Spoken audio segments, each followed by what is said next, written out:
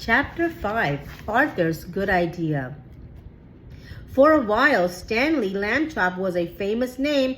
Everywhere that Stanley went, people stared and pointed at him. He could hear them whisper, "Over there, Agnes, over there. That must be Stanley Lambchop, the one who caught the snake thieves," and things like that. But after a few weeks of the whispering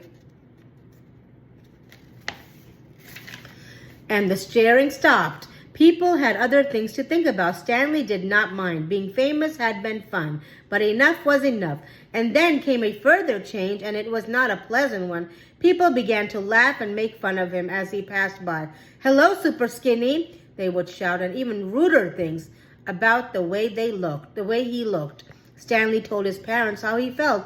"It's the other kids I mostly mind," he said. "They don't like me anymore because I'm different, flat." "Shame on them," Mrs. Lambchop said.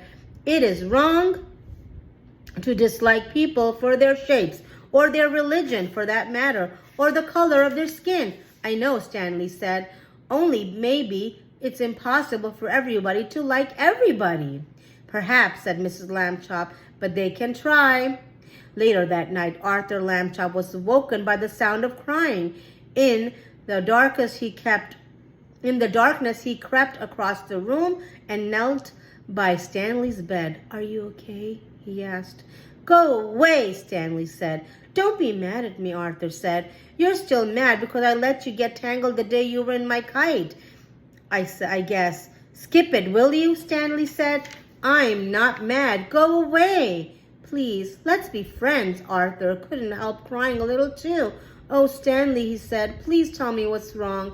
Stanley waited for a long time before he spoke. "The thing is," he said, I'm just not happy anymore. I'm tired of being flat. I want to be a regular shape again, like other people. But I have to go on being flat forever. It makes me sick." "Oh, Stanley," Arthur said. He dried his tears on the corner of Stanley's sheet and could think of nothing more to say. "Don't talk about what I just said."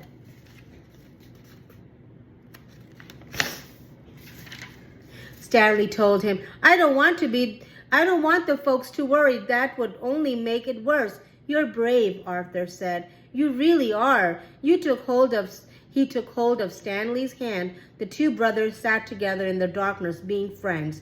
They were both still sad, but each one felt a little better than he had before. And then suddenly, though he was not even trying to think, Arthur had an idea. He jumped up and turned on the light and ran to the big storage box where toys and things were kept. He began to rummage in the box. Stanley sat up in bed to watch. Arthur flung aside a football and some soldiers and airplane models and lots of wooden blocks. And then he said, "Aha!" He had found what he wanted, an old bicycle pump. He held it up, and Stanley and he looked at each other. "Okay," Stanley said at last, "but take it easy." He put the end of the long pump hose in his mouth and clamped his lips tightly about it so that no air could escape. "I'll go slowly," Arthur said. "If it hurts or anything, wiggle your hand at me." He began to pump. At first, nothing happened except that Stanley's cheeks bulged a bit. Arthur watched his hand, but there was no single signal, so he pumped on. Then suddenly, Stanley's top half began to swell. "It's working! It's working!" shouted Arthur, pumping away. Stanley spread his arms so that the air could get around inside him more easily. He got bigger and bigger. The buttons of his pajama top burst off. Pop, pop, pop. A moment more, and he was all rounded out, head and body, arms and legs, but not his right foot. That foot stayed flat. Arthur stopped pumping. "It's like trying to do the very last bit of those long balloons," he said. "Maybe a shake would help." Stanley shook his right foot twice, and with a little whooshing around sound, it swelled out to match the left one. There stood Stanley Lambchop as he used to be, as if he had never been flat at all. "Thank you, Arthur," Stanley said. "Thank you very much." The brothers were shaking hands when Mr. Lambchop strode into the room with Mrs. Lambchop right behind him. "We heard you," said Mr. Lambchop, "up and talking when you ought to be asleep, huh? Shame on—" "George!" said Mrs. Lambchop. "Stanley's round again." "You're right," said Mr. Lambchop, noticing. "Good for you, Stanley." "I'm the one who did it," Arthur said. "I blew him up."